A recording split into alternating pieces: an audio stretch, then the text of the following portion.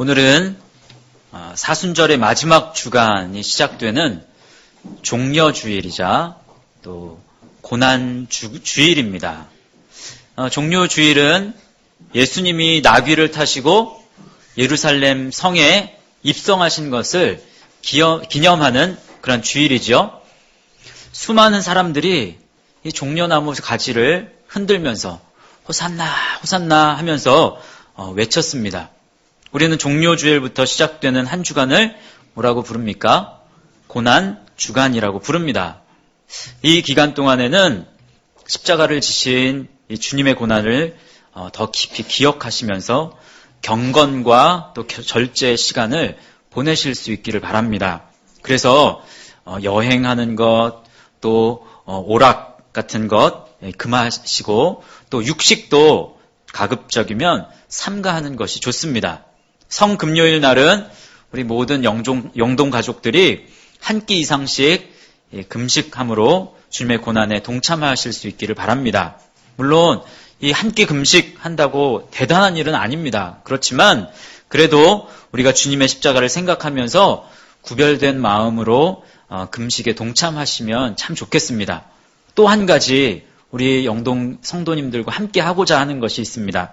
그것은 새벽 시간을 우리가 작정해서 드리자라는 겁니다. 평소에는 힘들어서 새벽을 깨우지 못할지라도 그럴지라도 우리가 고난주간만큼은 꼭 작정하시고 주님의 십자가를 묵상하는 그러한 귀한 시간이 되실 수 있기를 바랍니다.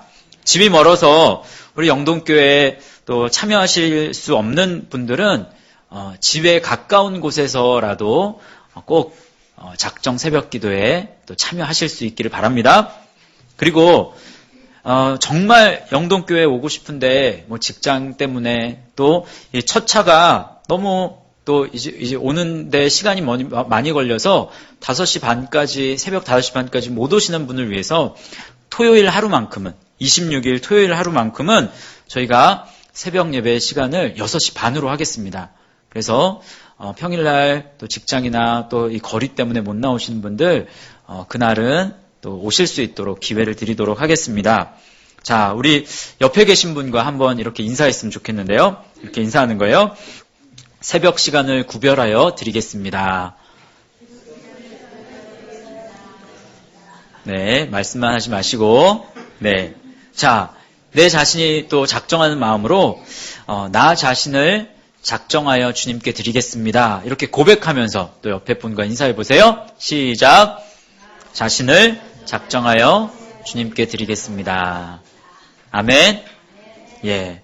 이제 오늘 말씀을 보겠습니다. 오늘 말씀 17절에서 31절까지 말씀이지만 저희가 앞부분만 먼저 놓고 다음에 또 한번 뒷부분의 말씀을 또 깊이 묵상하겠고요. 오늘은 앞부분의 말씀을 좀 저희가 깊이 묵상하는 시간을 가질 수 있도록 하겠습니다.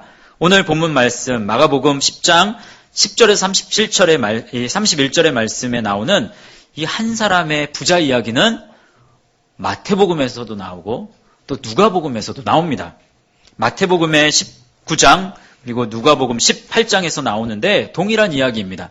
그런데 같은 이야기이지만 이 각 복음서의 말씀들을 비교해 보면 새로운 사실들을 새롭게 아는 그런 부분들이 있습니다. 우리가 읽은 마가복음에서는 한 사람이라고 언급되어 있죠. 그가 부자인 것이 기록되어 있습니다. 그런데 마태복음 19장에 보면 그 한 사람이 청년이라고 말합니다. 또 누가복음 18장에서는 그가 어떤 직업을 가졌는지에 대해서 나오는데 이 청년이 관원이었다라는 말도 덧붙여집니다. 그래서 이 복음서 말씀들을 종합해 보면 그는 결혼하지 않은 젊은 청년이었어요. 그리고 부유했습니다. 게다가 똑똑하기까지 한 관원이었습니다. 당시에 젊은 청년이 관원이 되기란 쉽지 않았습니다. 오늘날로 말하면 이 대기업 임원으로 승진한 전도유망한 그러한 미혼 젊은 청년이라고 말해도 될 것 같습니다. 이 젊은 부자 관원 청년이 어떻게 해요? 오늘 말씀해 보면 예수님께 달려옵니다. 17절 말씀을 함께 읽어볼까요? 시작! 길에 나가실새 한 사람이 달려와서 꿇어 앉아 묻자오되 선한 선생님이여 내가 무엇을 하여야 영생을 얻으리이까? 이 부유한 이 청년 관원이 뭐라고 질문합니까? 바로 예수님께 나와서 꿇어 앉아서 내가 무엇을 하여야 영생을 얻겠습니까? 이렇게 질문합니다. 이 부유한 청년 관원이 영생에 대한 질문을 한 것을 보면 그는 영생에 대해서 정말 뜨거운 관심을 보인 이 구도자였음을 우리는 알 수 있습니다. 또 영생을 목표로 삼고 그것을 위해서 아주 예리하게 그리고 열심히 영생을 얻고자 노력했던 것을 했음을 보게 됩니다. 어떻게 보면 참 대견하죠. 기특하잖아요. 정말 부자인데 그리고 아는 것도 많고 그리고 젊은 사람이 이렇게 구도의 길을 찾아 나서는 것은 결코 쉬운 일은 아닐 것입니다. 그런데 이 부유한 청년 관원이 예수님께 질문한 내용을 우리가 좀 잘 살펴볼 필요가 있습니다. 그는 예수님을 어떤 사람으로 보았습니까? 선한 선생님으로 보았습니다. 그는 예수님을 영생의 길을 가르칠 정도로 권위가 있는 한 선생님 정도로밖에 예수님을 평가하지 않았습니다. 예수님과의 첫 대면에서야 물론 그럴 수 있지요. 그런데 문제는 예수님과의 대화가 시작되어서 끝날 때까지 예수님을 향한 그의 생각은 처음 가졌던 선한 선생님에서 크게 벗어나지 않는다는 것이 문제입니다. 이 점이 예수님을 만났던 많은 사람들, 죄인들, 병자들, 그리고 귀신 들린 자들, 이런 사람들은 처음 예수님을 만났을 때 예수님이 선한 사람이라고 알았어도 예수님을 만난 그 과정 속에서 예수님은 주님이시구나, 예수님은 하나님이시구나 라는 것을 깨닫게 된 그런 변화의 과정이 있었지만 이 부자 청년은 달랐다는 거예요. 부유한 이 청년 관원의 이 생각의 틀, 이 고정관념과 또 그가 예수님을 바라는 이 생각의 틀이 얼마만큼 굳어져 있는지 그것을 우리는 보게 될 수 있습니다. 예수님은 그리스도이십니다. 예수님은 하나님이십니다. 베드로도 그렇게 고백했지 않습니까? 이 부유한 청년은 그저 예수님을 선한 선생님 이상으로는 보지 않았던 것, 그것이 첫 번째 문제였습니다. 사랑하는 성도 여러분, 여러분은 예수님을 어떤 분으로 여기십니까? 예수님을 하나님으로 믿지 않고는 영생의 길이 있을 수 없습니다. 변화는 일어나지 않게 된다는 사실을 여러분 기억하실 수 있기를 바랍니다. 여러분, 불신자 중에도 그리스도를, 예수님을 악한 자로 보는 사람은 별로 없습니다. 대개는 선하고 인자한 분으로 인식해요. 그러나 성도와 이들 불신자들 간의 시각은 완전히 다른 거예요. 왜냐하면 성도는 어떻습니까? 성도는 그리스도를 선한 하나님으로 고백하는 거예요. 그러나 불신자는 그냥 예수님은 탁월한 스승, 그리고 기독교의 창시자로만 압니다. 그러기에 주님의 십자가 대속의 은혜도 또 부활 승천도 재림도 그들은 믿지 않습니다. 인간으로 보기 때문에 그렇습니다. 여러분 기억하십시오. 예수님은 완전한 사람이셨지만 뿐만 아니라 예수님은 완전한 하나님이셨습니다. 절 한번 따라해 볼까요, 여러분? 예수님은 완전하신 사람으로 세상에 오셨습니다. 그러나 예수님은 완전하신 하나님이십니다. 꼭 이것을 기억하실 수 있기를 바랍니다. 두 번째 문제는, 둘째로 이 부유한 젊은 청년 관원은 이 질문이 어때요? 무엇을 하여야 영생을 얻을 수 있냐라는 것이 이 청년의 질문이었습니다. 우리 18절 말씀까지 읽고 조금 더 이 부분에 대한 말씀을 나누겠습니다. 18절입니다. 시작! 내가 어찌하여 나를 선하다 일컫느냐? 하나님 한 분 외에는 선한 이가 없느니라. 이 젊은 이 관원의 질문에 예수님은 뭐라고 대답하십니까? 내가 어찌하여 나를 선하다고 일컫느냐? 이게 무슨 말이에요, 여러분? 이 말이 예수님이 선하지 않다는 말입니까? 그게 아니죠. 예수님이 선하지 않다는 뜻이 이 말씀은 아닙니다. 예수님은 그 누구보다도 선한 분이시고 또 하나님이십니다. 그런데 문제는 이 부자 청년이 예수님을 선한 선생 이상으로 보지 않는 것이 문제였습니다. 그래서 주님의 신적 권위를 인정하지 않고 단지 그냥 탁월한 선생으로 이 청년이 예수님을 대했기 때문에 주님은 내가 나를 선하다고 한다면 그것은 오직 하나님께만 붙여야 할 존칭이다 라는 그런 의미로 말씀하신 거예요. 여기에는 중요한 의미가 담겨 있습니다. 내가 나를 바로 알아서 선한 선생이 아니라 하나님으로 인정하면 네가 지금까지 노력하는 이 행위로서 얻는 구원, 이런 노력은 하지 않아도 될 텐데 라는 하나님의 이 예수님의 메시지가 그 안에는 숨겨진 메시지가 담겨 있습니다. 청년 관원이 구원을 얻는 방법은 무엇을 하여야 얻을 수 있는 행위 구원이었어요. 예수님은 이 부자 청년 관원이 가지고 있는 잘못된 구원의 방식을 고쳐주고 싶으셨습니다. 평소에 그가 뭔가 선한 일을 행함으로써 구원, 즉 영생을 얻을 수 있다고 생각했음을 우리는 알 수 있습니다. 그는 자신이 어려서부터 율법을 지킨 선한 사람이라는 강한 자부심이 있었을 겁니다. 그런 그가 또 다른 선을 행함으로써 영생을 얻은 것 같아 보이는 이 예수님을 찾아온 거예요. 그리고는 영생을 얻기 위해서 어떻게 하면 또 다른 높은 차원의 선을 행하는 것으로 구원을 얻을 수 있냐라는 것을 질문합니다. 여러분, 믿음으로서의 구원과 행위로서의 구원은 비슷해 보이죠? 그렇지만 너무나 다릅니다. 이것은 너무나 큰 차이가 있습니다. 믿음의 구원은 그 중심이 어디에 있습니까? 그 중심은 예수님에 있습니다. 하나님께 있어요. 근데 행위의 구원은 자세히 보세요. 행위의 구원의 중심에는 무엇이 있습니까? 나 자신이 있습니다. 이것이 얼마나 큰 차이인지를 우리는 알아야 합니다. 행함의 구원은 모든 삶이 하나님께 맞추어진 것처럼 보이지만 그 내면을 들여다보면 신앙생활의 중심에는 하나님이 아닌 나 자신이 있는 거예요. 모든 선행을 내가 구원받기 위해서 하는 것이기 때문에 그렇습니다. 그래서 이기적인 신앙생활을 합니다. 신앙생활을 하면 할수록 어떻게 될까요? 더 이기적이 되고 또 다른 성도들과 화합하지 못하게 되고 하나가 되지 못하고 반목하는 점점 나뉘어지게 되는 일들이 일어나게 됩니다. 왜 그렇습니까? 신앙생활을 하면 할수록 나에게 초점을 맞추었기 때문에 그렇습니다.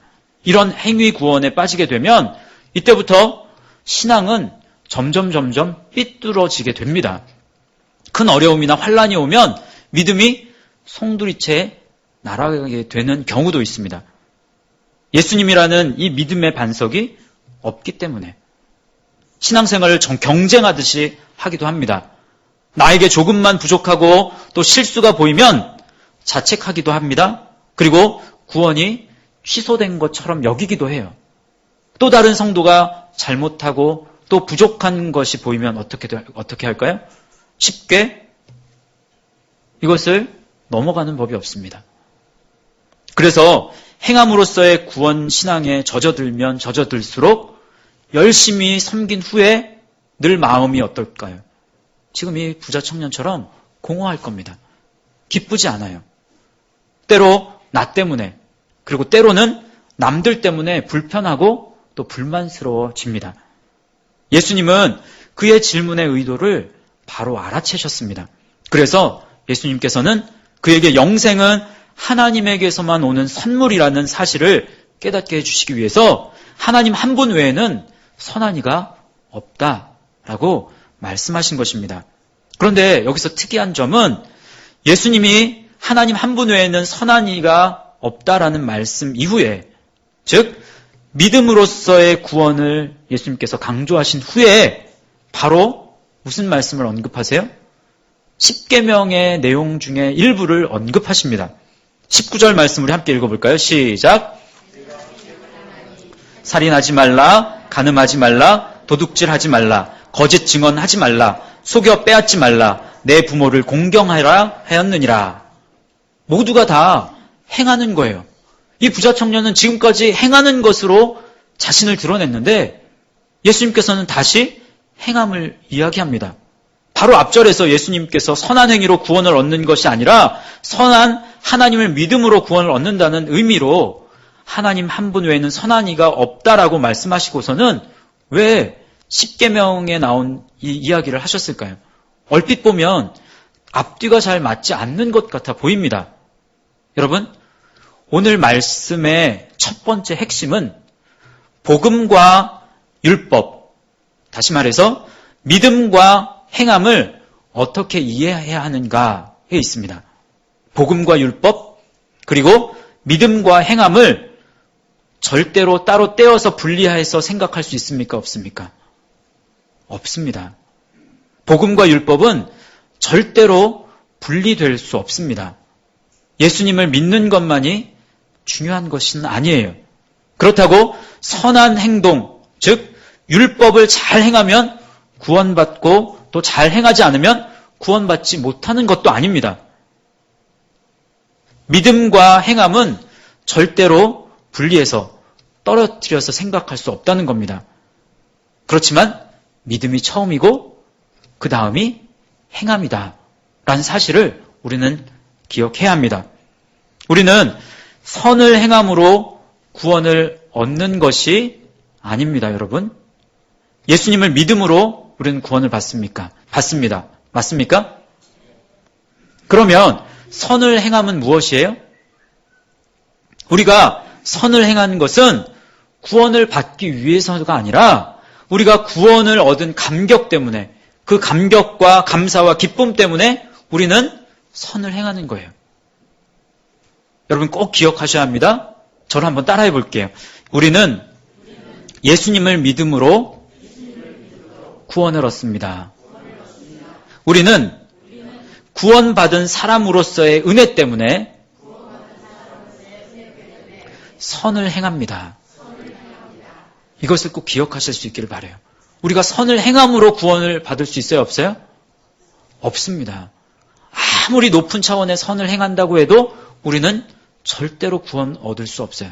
구원은 오직 예수 그리스도를 믿음으로 얻는 거예요. 선을 행하는 것은 구원받은 감격 때문에 하는 거예요. 그것을 꼭 기억하실 수 있기를 바랍니다. 안타깝지만, 정말 안타깝지만 이 부자 청년 관원은 정말 이 단순한 그렇지만 너무나도 중요한 진리를 깨닫지 못하고 있습니다. 행함을 통해서 구원을 얻으려고 하는 이 오류에서 계속해서 벗어나지 못하는 모습을 우리는 말씀을 통해서 보게 됩니다. 19절에 예수님이 십계명을 언급한 이유, 십계명의 핵심이 무엇입니까, 여러분? 사랑입니다. 그죠? 누구를 사랑하고 누구를 사랑하는 거예요? 하나님 사랑과 이웃 사랑. 그렇죠? 믿음과 율법이 중요하지만 사랑이 없으면 그 믿음, 그 율법 아무것도 아니라는 겁니다. 예수님께서 우리 이 19절 말씀에서 몇 계명에서 몇 계명까지 말씀을 하셨어요? 5계명부터 10계명까지 말씀을 하셨습니다. 이웃 사랑에 대한 말씀을 하신 거예요. 그가 이 계명들을 실천한 중심에는 이웃을 사랑하는 마음이 있었던 것이 아니라 그 중심에 행위 구원을 위해서, 행위로 구원을 얻기 위한, 다시 말하면 내가 중심에 있었던 거예요. 내가 구원을 받기 위한 수단과 방법으로 계명을 지키는 것임을 예수님께서는 이 청년 관원을 보고 아셨고 또 이것을 가르쳐주고 싶으셨습니다. 이웃에게 선을 행하지만 이웃을 사랑하지 않는 이 부자 청년, 이웃 사랑이 없고 하나님 사랑은 더더욱 없는 이 부자 청년이 예수님께 뭐라고 대답합니까? 말씀해 보시면 이것은 내가 어려서부터 다 지켰습니다 라고 말씀합니다. 이 부자 청년은 아직도 예수님을 보지 못하고 자기를 보고 있습니다. 자기 의의를 내세우고 있습니다. 청년 관원은 지금 예수님의 말씀을 전혀 깨닫지 못하고 있는 거예요. 우리가 만약 이 부유한 청년 관원과 이야기하는 예수님이었다면 어땠을까요? 저는 말씀을 깊이 묵상하면서 내가 만약에 예수님이었다면 어땠을까라는 생각을 해보았습니다. 처음에는 인자하게 이 청년 관원의 말과 태도를 보면서 처음에는 인내심을 가지고 이렇게 자상하게 얘기를 해주는 거예요. 그러다가 어느 순간 이 한도가 되니까 한계점에 다다르니까 막 짜증이 막 올라오는 거예요. 답답한 거예요. 왜 가르쳐줘도 모르는 거야. 네가 너무 잘난 척을 하는구나. 이 악하고 교만한 녀석아, 네가 백날 선을 행해봐라. 구원을 얻을 수 있을 것 같으냐? 네가 그렇게 네 자신을 의롭게 생각하느냐? 너의 그 교만을 내가 모르는 줄 아느냐? 네가 이런 노력을 한 것은 가상하기도 하지만 한편으로 봤을 때 네가 완전하게 되려면 아직도 멀었어. 네가 행함을 통해서 구원받지 못한다고 하는데 너 왜 이렇게 내 말을 못 알아듣느냐? 윽박지르고 한번 기를 확 죽여주고 싶은 그런 마음이 솔직히 제 마음에 올라왔습니다. 청년이 지금까지 열심히 노력한 것들을 이야기했음에도 불구하고 속으로 기뻐하고 함께 축하해주고 또 한편으로는 마음 아파해주는 그런 마음이 제 안에 없었습니다. 오히려 부유한 청년 관원에게 모질게 대하고 싶은 마음이 제 안에 있었습니다. 잘난 척하는 사람이고 또 자기 의로 가득한 사람, 자신이 세상에서 제일 똑똑한 것처럼 사는 사람, 세상에서 부러울 것도 없고 또 아쉬울 것도 없는 사람을 만났을 때 이런 사람이 우리 눈에 사랑스럽게 보이지 않습니다. 하지만 이 말씀을 묵상하는 가운데에서 예수님이 보이신 반응을 통해서 너무나 놀랐고 또 너무나 감동했고 또 다시금 크게 깨달았습니다. 진짜 사랑과 긍휼이 무엇인지 다시금 오늘 말씀은 우리에게 가르쳐 줍니다. 21절 상반절 말씀해 보시면 예수님께서 그를 어떻게 보셨습니까? 예수님께서 그를 보시고 사랑하사. 그를 보시고 사랑하셨다는 거예요. 너무나 놀라운 말씀입니다. 이것이 오늘 말씀의 두 번째 핵심입니다. 주님은 이런 자기 의로 가득 찬 부자 청년을 보시면서도 사랑스럽게 여기셨다는 겁니다. 사랑하는 성도 여러분, 이것이 바로 예수님의 긍휼과 연민입니다. 오늘 종려주일에 저와 여러분이 배워야 할 마음이 이것입니다. 누군가 여러분 앞에서 자랑하는 사람이 있습니까? 힘껏 자신을 자랑하고 또 교만스럽게 행동하는 사람이 있습니까? 행위로 구원을 얻을 수 있다고 착각하는 사람이 있습니까? 이런 사람들을 판단하고 또 가르치려고 하지 마시고 예수님이 이 부유한 청년 관원을 보시면서 사랑하셨던 것처럼 먼저 그 사람을 긍휼히 여겨주실 수 있기를 바랍니다. compassion이라는 단어가 있어요. 영어에. compassion. 이 뒤에 보시면 제가 요약한 그 내용에 compassion 단어를 이렇게 나누어 놨습니다. com이라는 뜻은 접두어예요. 함께라는 뜻입니다. 그리고 passion이라는 뜻은요. passion이라는 뜻은 열심, 열정 이런 뜻도 있습니다. 그리고 또 다른 뜻이 있는데 고난 그리고 고통이라는 뜻이 있습니다. 그래서 고난 주간을 영어로 Passion Week라고 해요. 열심을 가질 때나 고통을 당할 때나 또 흥분하고 분노하게 될 때나 늘 그 마음을 함께 받아주고 알아주는 것, 그것이 연민이고 동정이라는 뜻이에요. 상대방이 내게 맞추는 것이 아니라 내가 상대방을 맞추어주는 것입니다. 상대방의 눈높이까지 내려가 주는 것, 그것이 연민, 동정의 마음을 가지는 것입니다. 예수님이 이 낮은 곳까지 내려오신 것처럼 빌립보서 2장 6절에서 8절 말씀입니다. 그는 근본 하나님의 본체시나 하나님과 동등됨을 취할 것으로 여기지 아니하시고 오히려 자기를 비워 종의 형체를 가지사 사람들과 같이 되셨고 사람의 모양으로 나타나사 자기를 낮추시고 죽기까지 복종하셨으니 곧 십자가에 죽으심이라. 예수님은 우리에게 먼저 예수님처럼 되라고 강요하지 않으십니다. 죄인의 모습으로 이 땅에 주님께서 내려오셨습니다. 예수님이 자원하셔서 그 힘들고 고통스러운 십자가 길로 가셨습니다. 예수님의 사랑은 억지 사랑이 아닙니다. 백화점의 점원이 이 물건을 팔기 위해서 억지로 웃음 짓는 그러한 웃음이, 쥐어짜는 웃음이 그러한 사랑이 아니라는 거예요. 예수님이 지신 십자가는 억지 십자가가 아닙니다. 우리는 고통당하시는 예수님의 이 십자가, 이 모습 속에서 또 다른 모습을 볼 수 있어야 합니다. 그것이 무엇일까요? 그것은 바로 예수님이 우리를 구원하신 그 이제 모든 영혼이 살아날 것을 생각하면서 그 고통 중에서도 웃음을 잃지 않는 그 예수님의 웃음입니다. 이것을 믿음의 눈으로 우리는 볼 수 있어야 합니다. 죄 많은 인생들이 영원한 죽음이 아니라 이제는 영원한 천국 백성이 될 수 있는 길을 여신 것을 생각하시면서 지금 이 순간은 너무도 고통스럽지만 환하게 웃음 지으시는 그 주님의 모습을 우리는 믿음의 눈으로 볼 수 있어야 합니다. 사랑하는 성도 여러분, 하나님은, 예수님은 사랑이십니다. 예수님은 우리를 동정하시고 또 사랑하십니다. 예수님은 우리에게 그래서 말씀하십니다. 세상 속에서 수많은 부자 청년 관원과 같은 사람을 만났을 때 함께 기뻐해 주어라. 함께 열심을 내주어라. 함께 울어주고 함께 있어주고 함께 아파해 주라고. 그들을 긍휼히 여기고 또 사랑해 주라고 주님은 우리에게 말씀하십니다. 이제 말씀을 맺겠습니다. 예수님은 이 부자 청년 관원에게 올바른 답을 알려주고 싶어 하셨습니다. 주님은 율법을 지켜야 하는 이유가 내가 의로워지기 위해서가 아니라 사랑 때문이라는 것을 가르쳐 주었습니다. 이 세상을 살아가면서 율법, 다시 말하면 선을 행하며 사는 것은 참 중요합니다. 하지만 사랑 없는 율법, 사랑 없는 행함은 아무것도 아님을 우리는 알아야 합니다.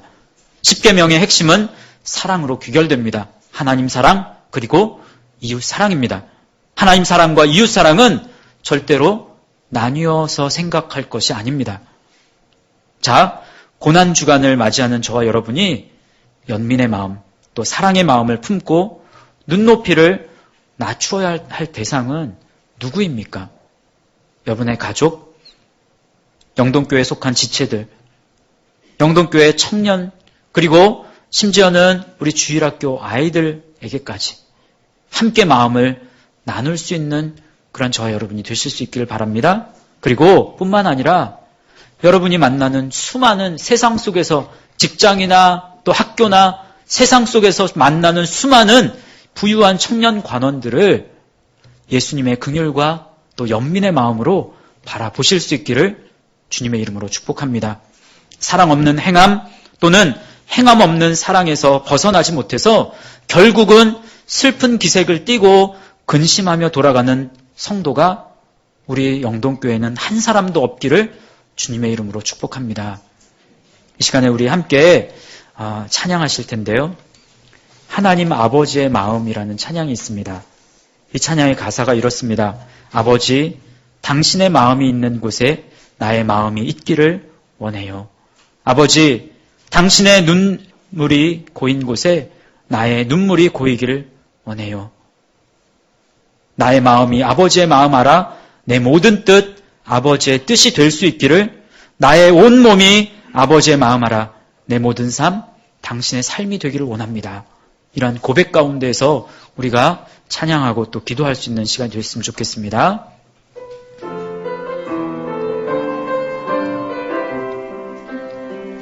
아버지, 당신의 마음이 있는 곳에 나의 마음이 있기를 원해요.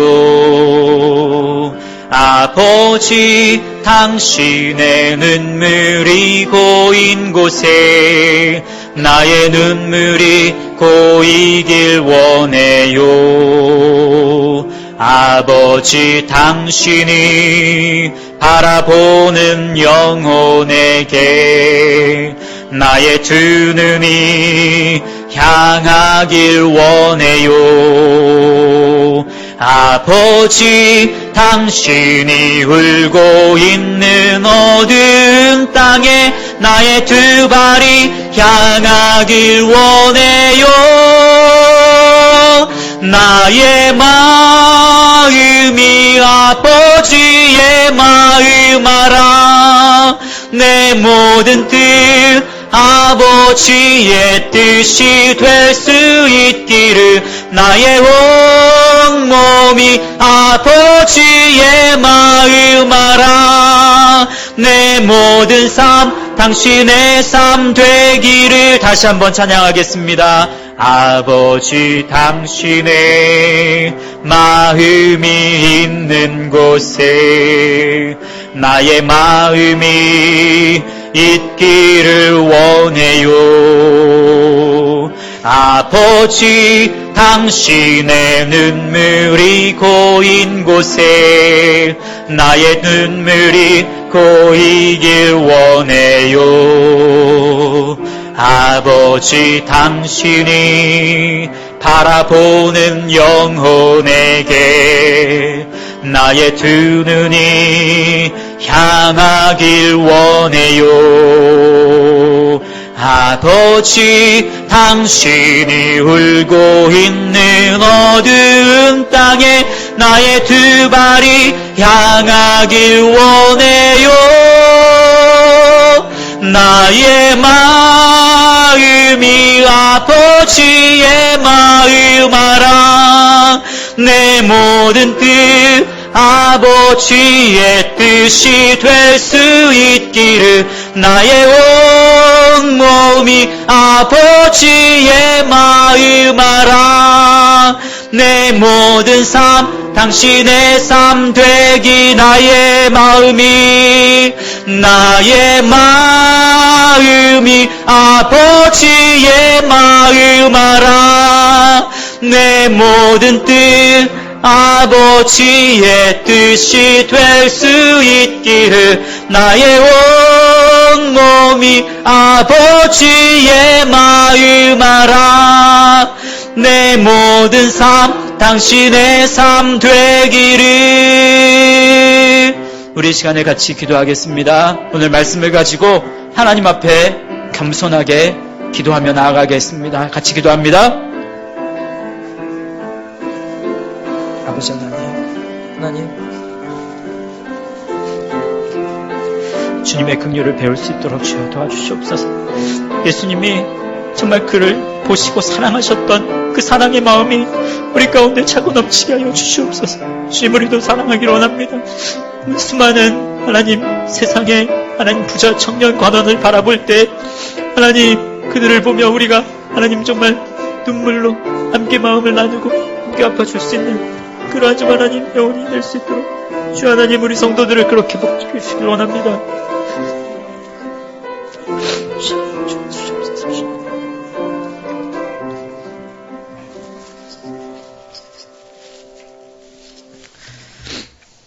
하나님, 우리가 예수님의 마음을 품을 수 있도록 도와주시옵소서. 한 주 동안 예수님의 십자가 죽음을 이제 바라보게 하시고 주님과 함께 아픔을 나눌 수 있기를 원합니다.